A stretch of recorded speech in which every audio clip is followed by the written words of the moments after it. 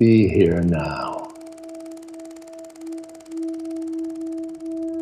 Just be here now.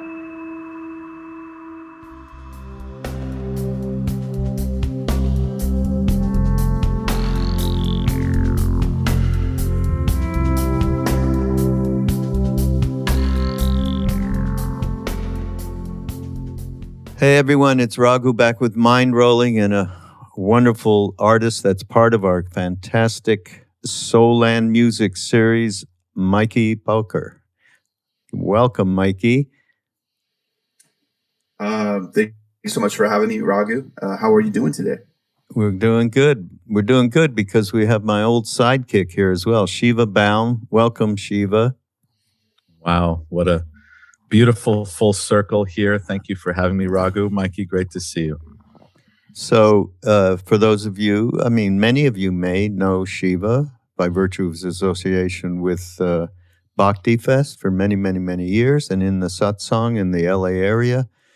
And but I guess a lot of you do not know that Shiva worked with me when I had the Triloka label many, many years ago, till about the mid-2000s. And basically did a bunch of A&R stuff and promotion and turned me on to Mikey. So there you go. We're just doing the same thing, Shiva, like many years later, right? It's true. We worked very, very closely together for so many years on so many extraordinary projects. And you are one of the greatest mentors in my life, Raghu, and taught me so much, continue to teach me. And so much of the wisdom that I'm able to share with artists like Mikey, you are deeply responsible and connected to that still to this day. So thank you. I'm such a great teacher. I couldn't teach you how to get original sound on Zoom. I mean, look. Well, I think I might have it on already. You just, maybe you do. Able to verify it yet, but we can't win them all, as the saying goes. Yeah. Right? So, Mikey, can you just give us a little bit, because I always like to share with the listeners a bit of where you come from and what dawned on you that Mikey is a singer-songwriter that covers a lot of different territory. But one central thing, of course, and which endeared us for him being part of the Ram Dass Soul Land series, because that's what it's all about, which is really music that has a connectivity to consciousness and to conscious living and to a balance on the spiritual path, as well as just music. It's entertaining. It's something that takes us out of our doldrums, of which we got quite a pit of that these days, boy. So where you come from and how did you get the idea there was something else aside from this craziness in one's mind? Well, first of all, I just want to say thanks for having me here, Raghu. I've become an avid listener of Mindrolling and also the Ram Dass podcast that the one that I just listened to last week in addition to that one, which was talked about the Roe versus Wade. So conversation. Oh yeah. I just find it so trippy how you find these Ram Dass teachings that relate to years ago that now have to do with now and how it just works together so magically. So I just want to say this is an honor to be here. I'm really excited. Thanks for having me. I come originally from a town called Laguna Niguel, and I literally I'm podcasting right now from the room that I grew up in. No. So this is literally where I come from. And thankfully the home is still here, so we can talk about that later, but it's been a trippy thing. I'm from this town, Orange County, Southern California. It's about a couple miles inland of Laguna Beach, where as a child, grew up surfing, had a pretty secular lifestyle living out here. I grew up in a Jewish family. Parents are both Jewish. Went to a Reformed synagogue, but was never really I wouldn't classify myself as religious in any way or from a family that kind of focuses on spirituality as a forte. It was kind of something we did. We would do Hanukkah and we would do Passover every year, but it was nothing that was very deep. It was just felt very surface level. And yeah, but grew up out here, and down the line on my path, I had some spiritual awakening moments that, allowed me to, gave me voice to some of the mystery that we talk about in our lives. And down the path, I just started creating these songs, writing these songs, and traveling around and doing my thing. And I guess I made a liking out of the Jewish community world. I had worked at a Jewish summer camp one summer up in Santa Rosa, California, and that had this enlightening moment there that kind of sent me on my path that I've been on for the past 20 years. Yeah. And basically what I'm up to these days, and what I have been up to, is I'm an artist that, I write music that's based on a few things. My spiritual journey, which is life in itself. And in addition, it has been, my connection with Judaism and the texts of the Jewish people, specifically the Torah and Hasidic text.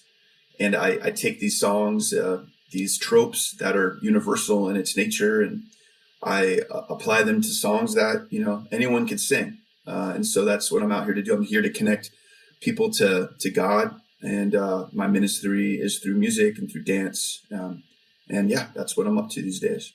Mm. At this point in any kind of conversation that I have with a musician, it serves to actually play a song, and I'm going to have Shiva is going to pick the first song. This is like a radio show. It is a radio show. It is a radio show. Yeah. Are we pretending it's not? I don't know. It's a podcast. It's modern radio. Yeah. So would you, what song should we play to get people acquainted with Mikey's work? Well, I would highly recommend that we hear the song that introduced Mikey to a lot of people, because not only the song itself is so affecting and heart-opening and resonating, he and his collaborative team in video, and the director and everyone that was enrolled in the mission translated it quite accurately in video, and it took off, particularly on Facebook, and was seen over 1 million times via the Facebook sharing. And it's also available on YouTube, but it really got traction on Facebook because of how deeply heartfelt and heart-opening it is. So the song called Rise, and I would invite us to listen to it now and really learn more about Mikey through this portal of song. Great. Here it is, Rise.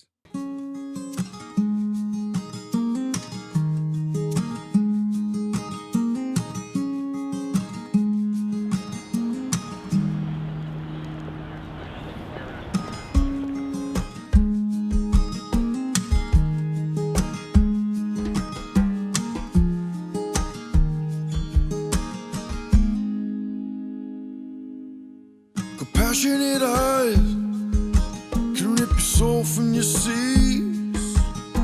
As people lie down with no water to drink. This is a crazy taste of reality, and all love dies, all love breathes, all love dies, all love breathes. There was a lot up there.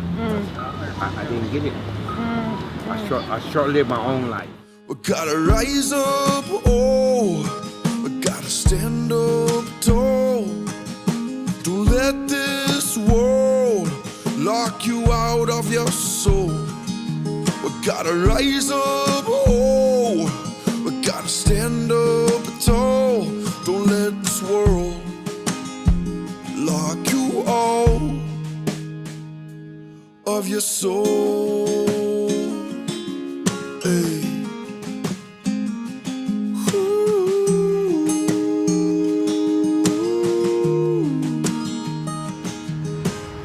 Not bad, dark place too.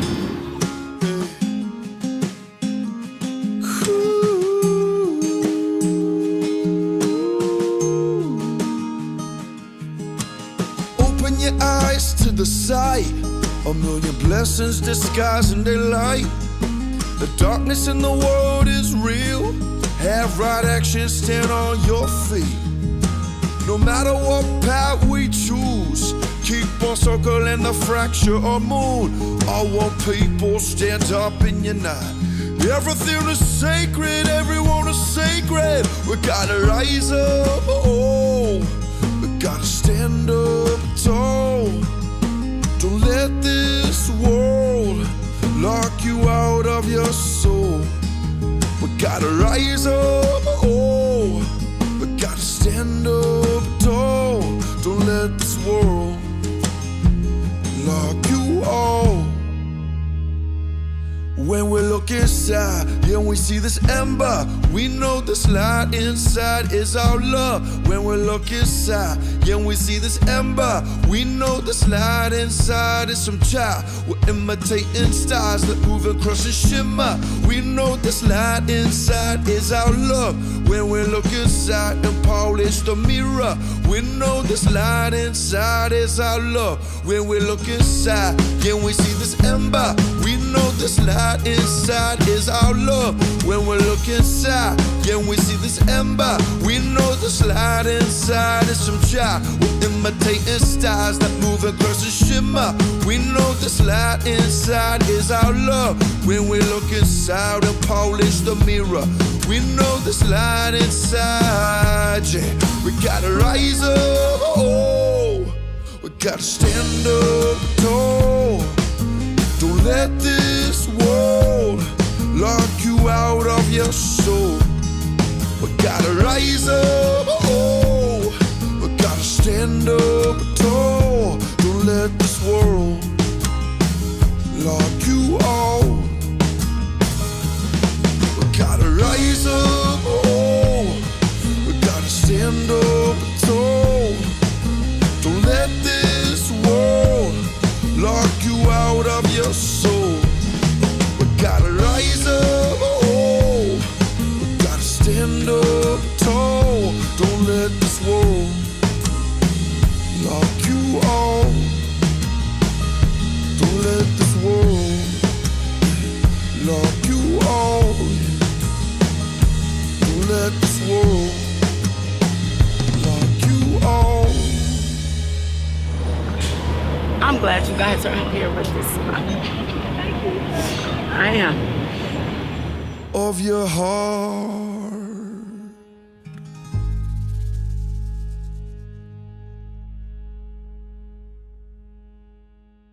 Well, I was definitely affected, Mikey, when I first actually saw, right? I saw the video. I didn't hear, I think Shiva, that's what you got me, where you got me going in.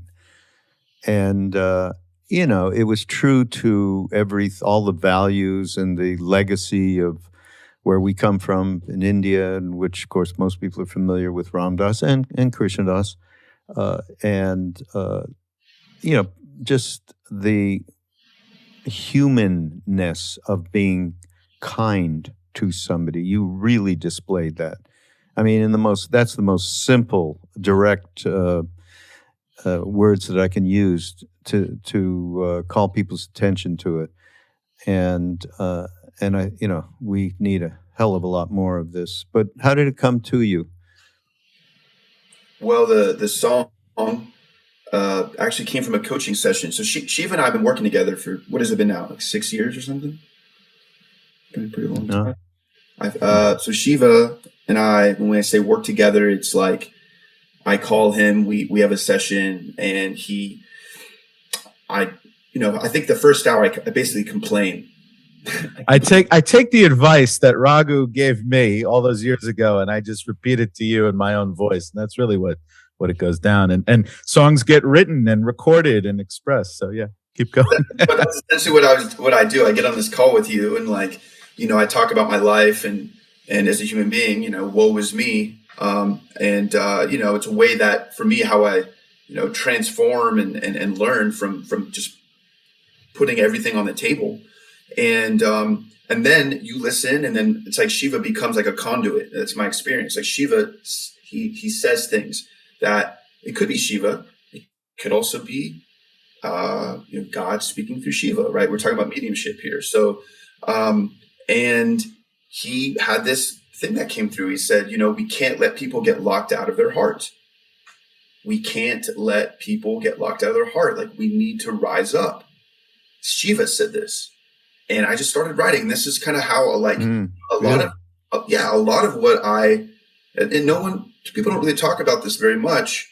I do talk about a lot of my songs are based on scripture, and Shiva has been a major collaborator in my music, even with this song.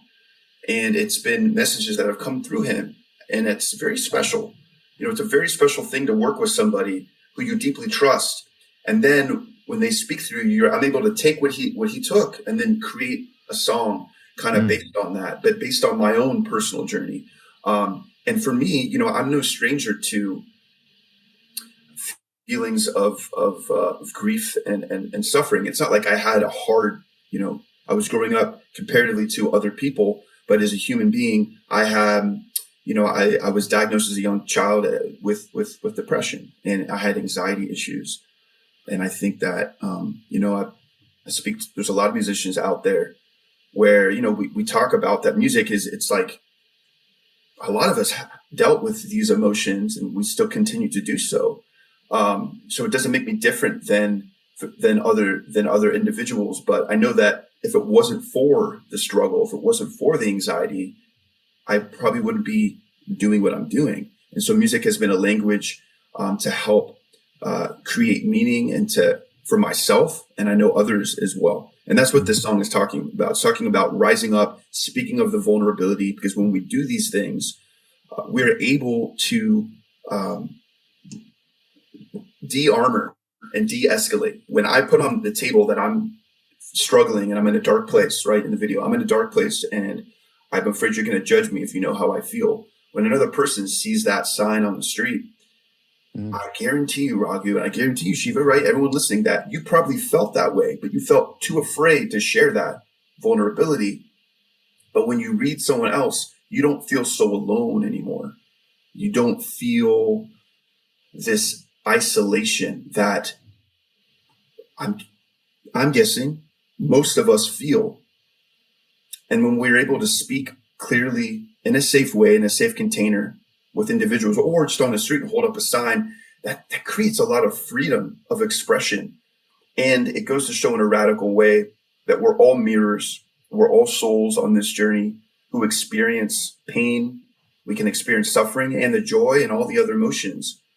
But if we don't speak about these things, then, we're gonna, it's just gonna build up in us. And that's where resentment, that's where anger, that's where I actually believe disease comes from, when we're not openly expressing these emotions that are here to obviously, I think, teach us and guide us towards our highest alignment. Yeah, absolutely. Shiva, we're talking about, as you started talking a little bit about the actual video, Mikey, it reminded me of watching it. But Shiva, could you just describe a little bit about what went on in the video that Mikey's talking about? Yeah. Again, it's rare that I see a video of any music that is such a accurate translation of what the song actually represents. And this video to me is a extraordinary example of where the note gets hit, the emotional chord, and it's very, very moving just to talk about it right now and reflect on it. So the video, Mikey, the artist, he really cracks his heart open on the track, and as I don't know if it was Ernest Hemingway or a bunch of writers talk about, the best writing is you crack your heart open, bleed all over the page, and he did this in the song and with his voice and with the lyrics. And so the video is him going down to the streets of Oakland, I believe, in the early morning hours, and he's clearly scared. And it turns out, he reveals when he shared the video on Facebook, like that Mikey in real life almost didn't even show up to his own video shoot. He was this close to backing out.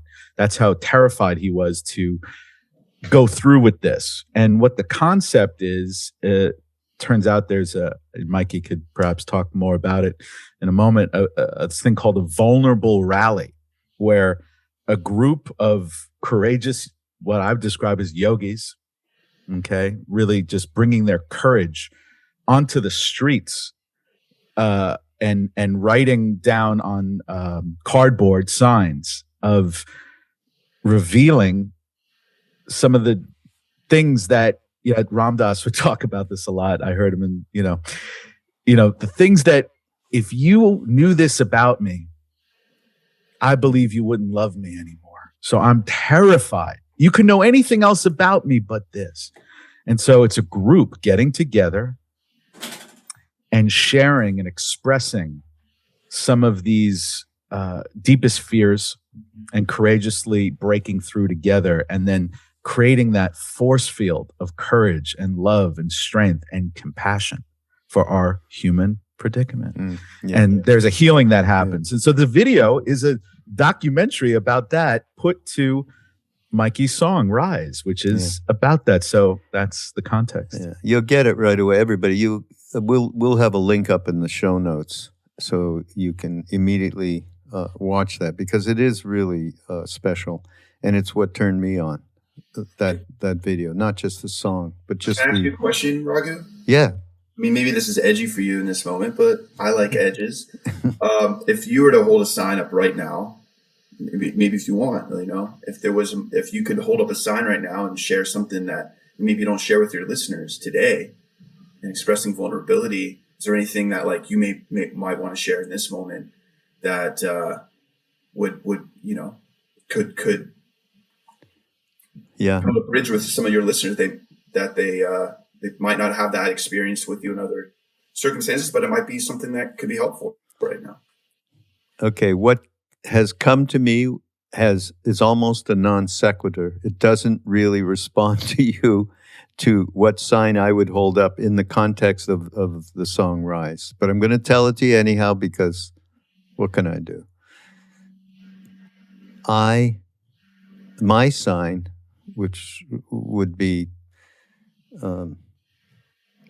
sort of not quite how I would speak to it.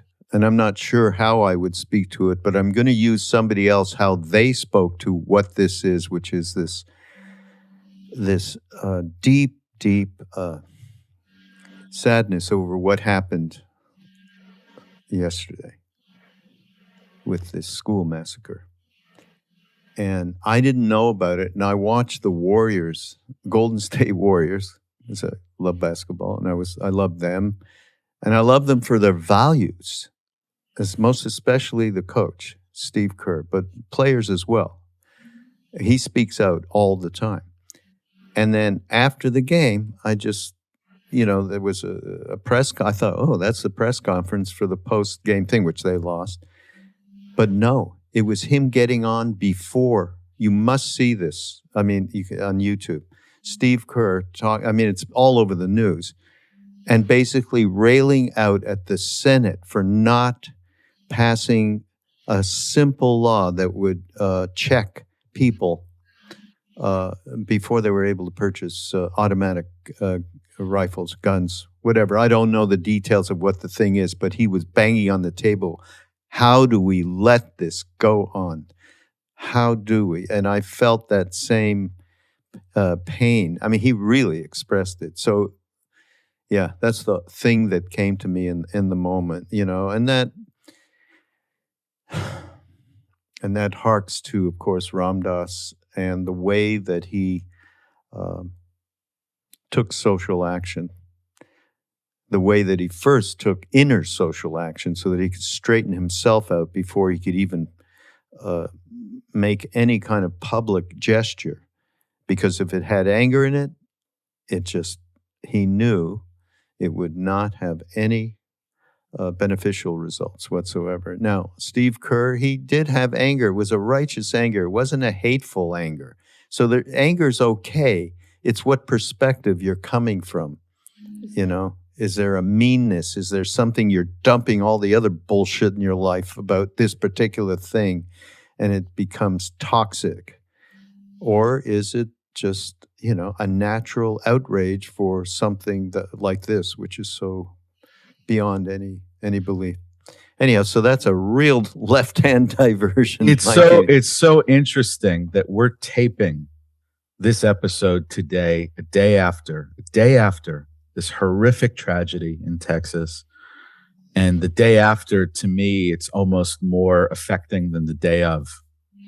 I think, many of us, definitely myself, are less numb today and can more receive the news and seeing pictures of the children and the courage of, and a teacher and who lost their lives yesterday and the first responders and about them and just about the situation. And then rewatching Steve Kerr's extraordinary example of courage and leadership. And it's so inspiring. And I have a lump in my throat right now, just picturing it and hearing his voice.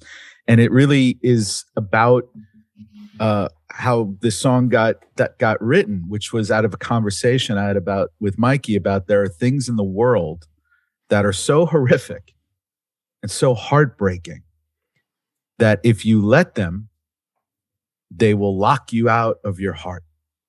And our job as artists, as leaders, and working with higher consciousness and promoting higher consciousness, our job is not to let these moments, these situations, these tragedies, this pain lock us out of our own heart to the point where we're immobilized. And so what I witnessed is Steve Kerr, he's got to give a press conference as part of his job. They got to play a basketball game, an important one at that, as part of his job.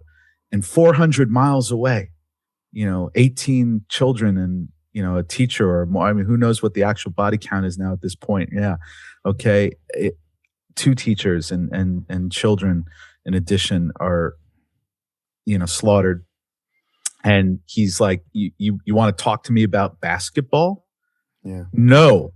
So it was just, I felt like it elevated everybody's heart and courage. And then interestingly enough, that speaks to the soul of what this song is. And so I think it's really, we can't overlook that we're talking about this today, fresh in the moment of this. Yeah.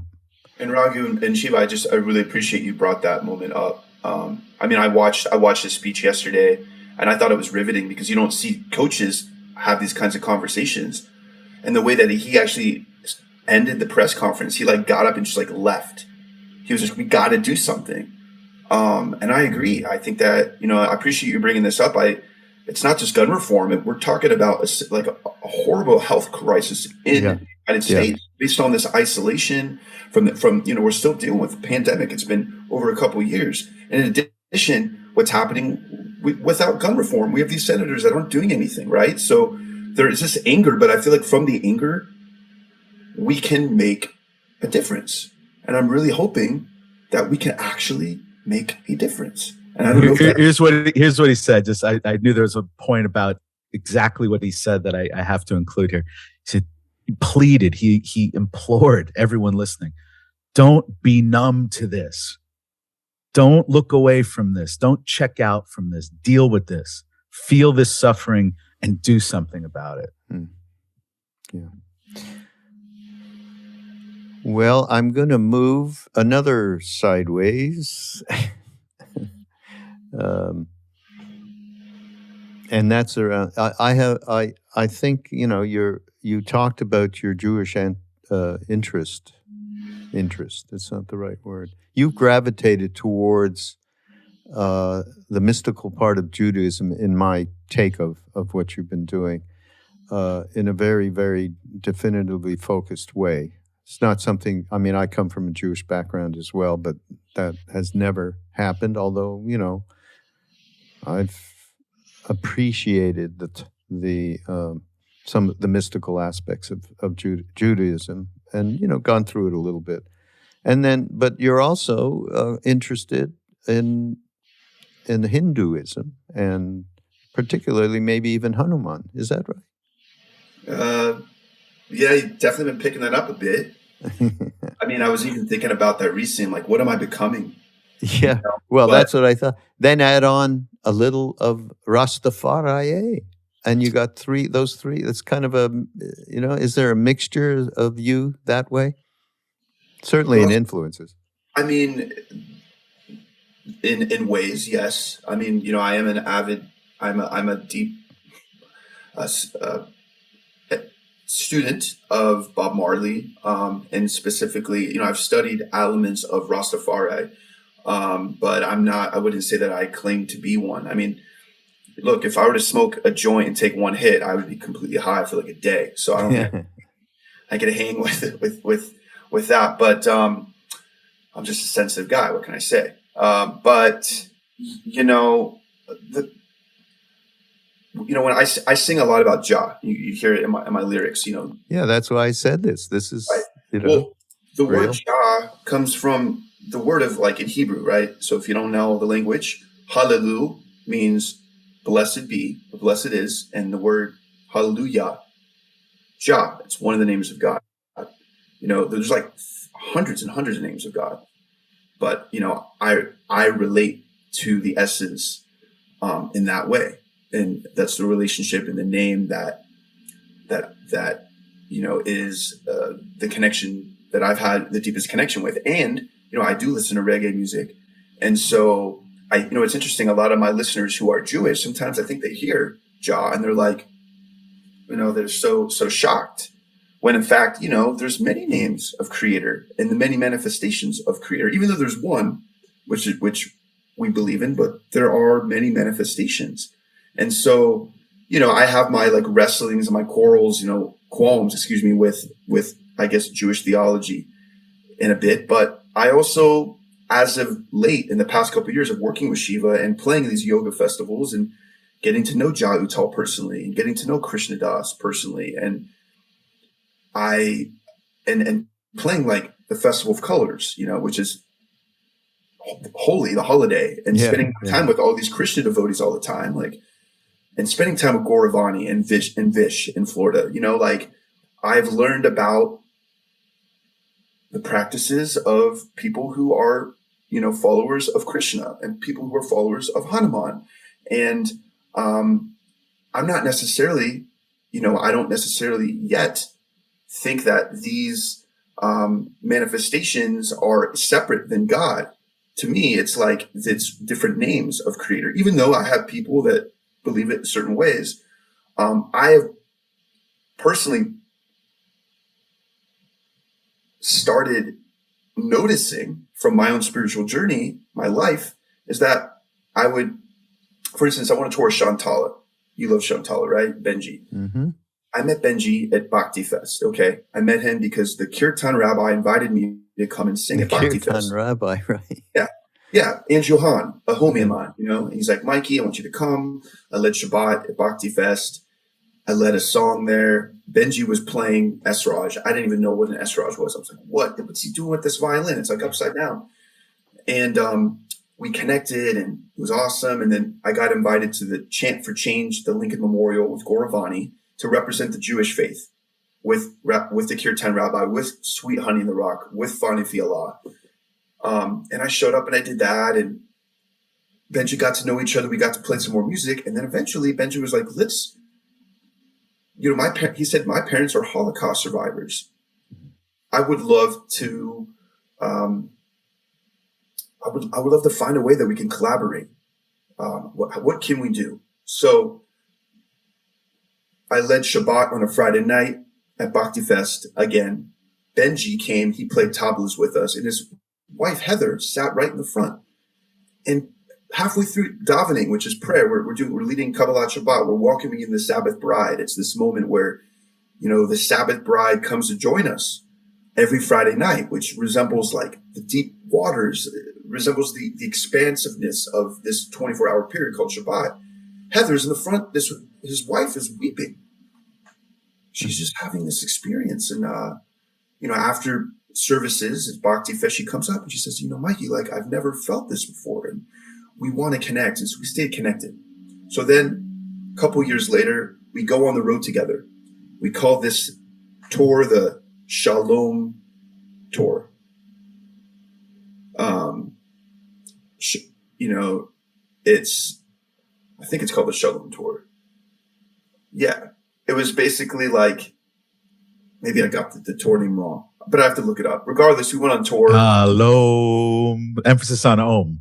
Shalom. That's right. It was a shalom, right? That's what it was. So we went on tour together, and we started in the Bay Area. We went all the way down to Flagstaff, Sedona. We did the whole southern part of the Southwest. And then the next year we went up from the Bay Area to, all the way up to the islands in Seattle, and played ashrams. I played a Buddhist ashram in Eugene.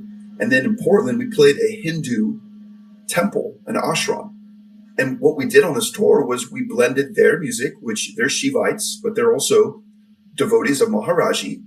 And then we sang my music and we chanted in Hebrew. And it was this conversation about that's cool. The similarities here. And so why am I bringing this up? Well, every time I went on the road and stayed at different people's houses, I would see a picture of, by the way, I got the sticker at the Be Here Now anniversary that you invited me to. I'd see pictures of Maharaji. I would see him everywhere. And I would see him usually on top of a ayahuasca Icaros pattern. So I would see him, and Shiva over the years has been sending me pictures of Maharaji, and I would, to be honest, I'd be like, what is he like? What am I doing? What is pictures of this guy? But over time it's like things started happening. And now years later, I had an experience with Maharaji. I got in a car accident a couple of years ago. Oh, wow. I was in a head-on car accident. Really? Got hit by a drunk driver, crossed over. Wild thing that happened. And I was actually listening to the new music that I'm releasing in a month. I'm releasing this new song. I was on the phone with my producer. I got hit by a drunk driver without a license. If I would have went to the right-hand side, I would have went down a goalie. But instead, I remember I just took a big breath. I took a big breath out. And then I got hit, crossed over, saw some crazy trippy stuff, woke up to a car that was completely like a pancake. And I broke my pelvis and I broke my right wrist. This was in 2020 on the day before Yom Kippur. I had to lead the next day. I got home from the hospital and I had to lead Yom Kippur. I didn't know my hand was broken because they discharged me early. I led the entire ceremony on Zoom with a broken hand, But before that happened, when I got home from the temple, I got in my bed. I remember lying there and I had this vision, and I opened my eyes and out comes one of my rabbis that I never got to meet, Rabbi Zalman Schachter. Out comes Rabbi Zalman Schachter, and he comes into the room and he puts his hands on me. I see this. And then 2 minutes later, a man enters my room who's wearing a blanket, a big man, an older man. And he comes into my room and he puts his hands on me. And I just start weeping. So this technically first of all, no one broke into my apartment. This came to me in a vision, or maybe not. I don't know. All I know is it was a profound experience. So why did Rabbi Zalman Schachter come to me? And then why did Maharaji come to me? I don't know. But what happened was I called Jai Uttal and I said, and he's like, Mikey, you've been given, you're connected. Like, he doesn't just come to anybody. Like, this is a deep thing, And so then I began listening to your podcast every week. Because I was like, what is this about? Well, I went to yeshiva and I was a Hasidic Jewish person, but now, and I still am religious, but I'm like a neo-Hasidic person. However, I'm like every day, it's like, now I have this other, on my altar, I have my pictures of Kabbalah, I have my Sophia Road, I have my Jewish amulets, but next to that, right here, now has a place for Maharaji. So I'm trying to figure it out. I, to be honest, don't really know the answer. But it made sense when I visited Ram Dass's house a year later, why this all happened. Yeah, that makes sense. Big time sense. That's what happened to all of us. Did that happen was to the you? conduit. Yeah. Stuff. Yeah. Wow, what a story, Mike. That's something else. Wow. I think it's time. Oh, first of all, it's time to say, by the way, this is, we're having our wonderful release of the Soul Land Records Volume 2 compilation. And, but Mikey, you're going to be on the next one, right? I got that right. Yeah. I made it. This one has Jai Uttal, has actually a song from Ram Dass, has Rising Appalachia, John Forte, DJ Drez, and his partner. Who's his partner, Shiva? Marty Nico. Marty Nico and DJ Drez. Thank God for you, Shiva. That's all I got to say. Oh, boy. Well, Shiva, okay, so now that'll be out June 13th or something. Amazing. Right. That's a stellar lineup. And, of course, Drez and Marty, just beautiful couple. Yeah. And, you know, just to turn a lot of people onto Bhakti that, you know, coming in from the dance, you know, sacred dance community, and but to have it with, you know, Jai and John Forte and Rising Appalachia, just that what a compilation.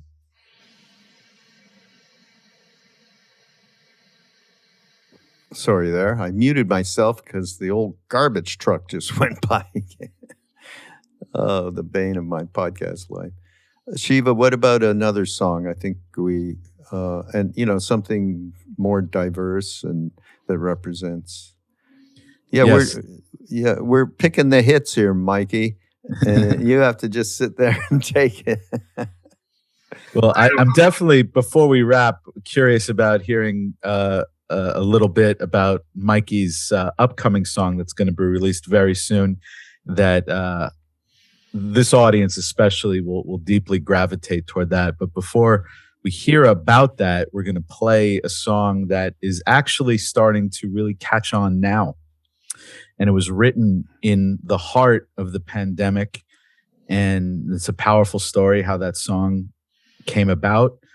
But it's a song that's providing a lot of relief, comfort, helping people get in touch with their own courage and inner resource. And it's deeply moving for me when I hear week after week people discovering this song now. And it's called We Are Safe. And let's hear it right now. Oh, wonderful. We Are Safe.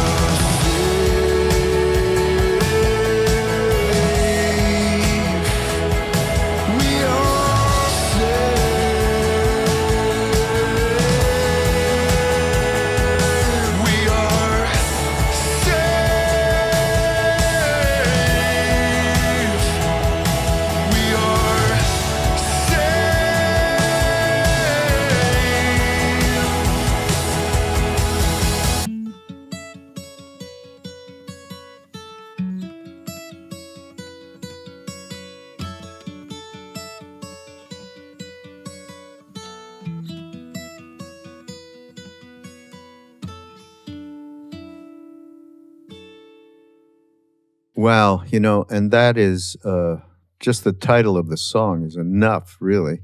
That is something that is well, I'm sure this motivated you, Mikey, to write this, but that is very, very, very difficult these days for people who absolutely having a hard time to feel safe. And it's ending up in every different aspect of our society, particularly around younger folks.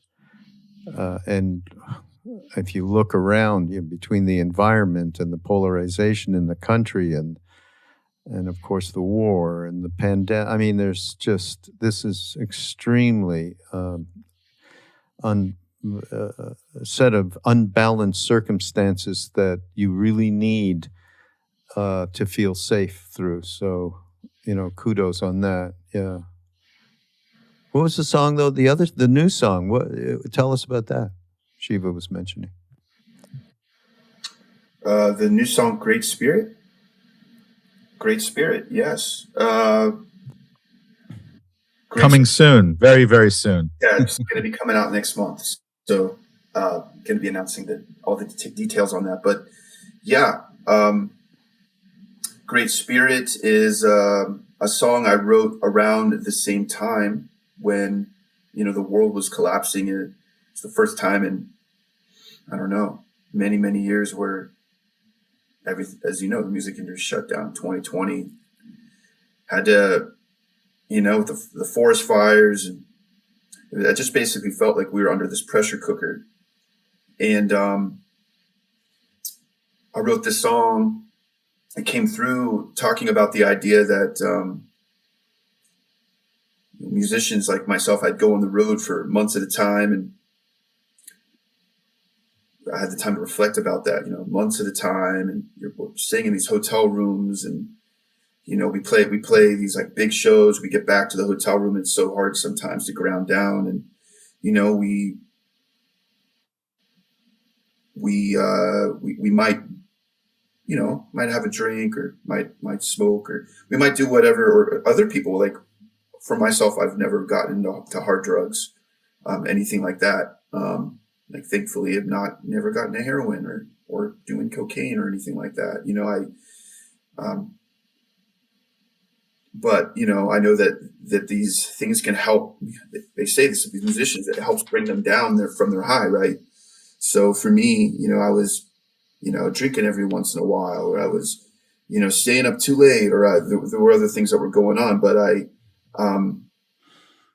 wrote this song to ask Great Spirit to open up my heart, that I could feel her, and open up my heart that I can feel her all the time.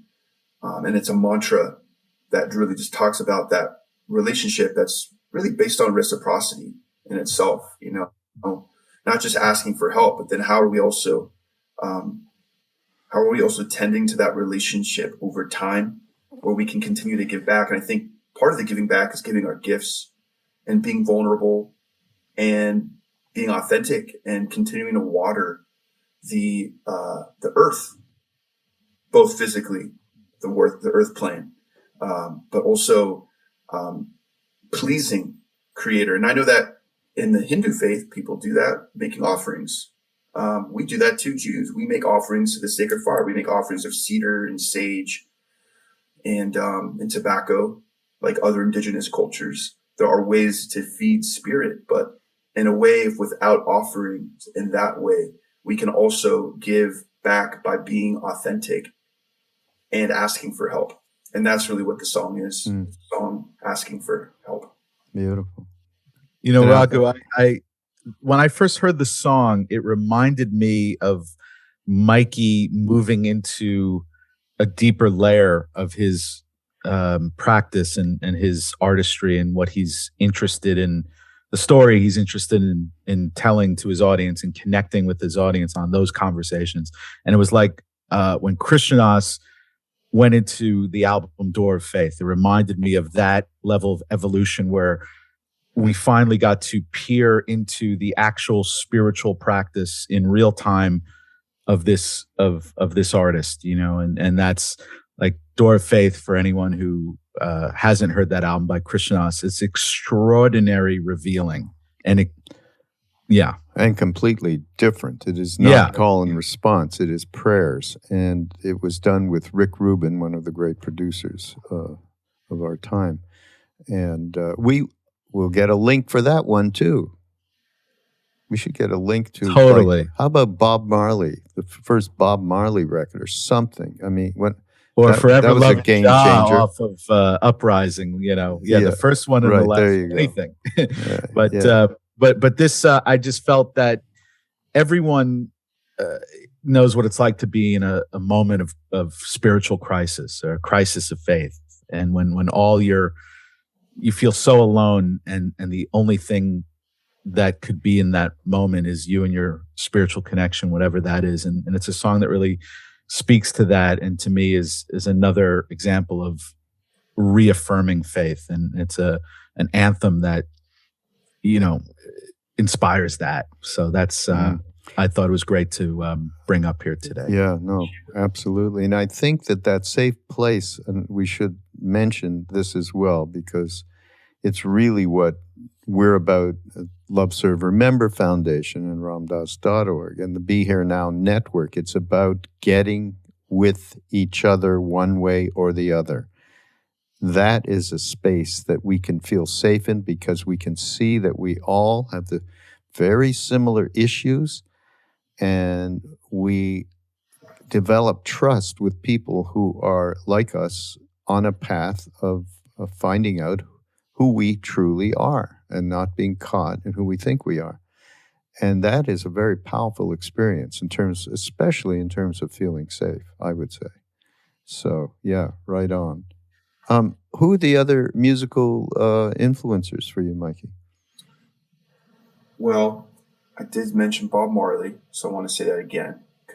Yeah, say it again and again and again. The weird thing with Bob Marley and all the people that were playing, I mean, this is a terrible thing to say, I'm so sorry. But when I first started listening to Bob, I didn't know nothing about reggae. I mean, I knew about it. I heard some stuff, I mean, Jimmy Cliff I loved as well, by the way. But then I started listening to, there was a lot came after Bob. And there's Bob, and then there's, aside from Jimmy Cliff, and then there's everybody else. It's a very far out thing, I mean, of course there's Hendrix and there's everybody else in terms of that. So there is there is a few people that are like that. But aside from Bob. So aside from Bob, and there's another Bob Dylan. That Bob. Good Bob for me. Huge influence. Two Bobs. So I got the Bobs, but then also, growing up, I grew up in a family. My father was a big fan of, and my mother, of Fleetwood Mac.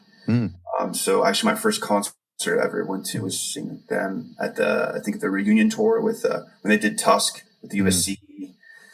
My father also played the Grateful Dead as a kid, and I also saw them. I saw the Dead much later. They weren't a musical influence, by the way. I actually left the concert. I was so bored.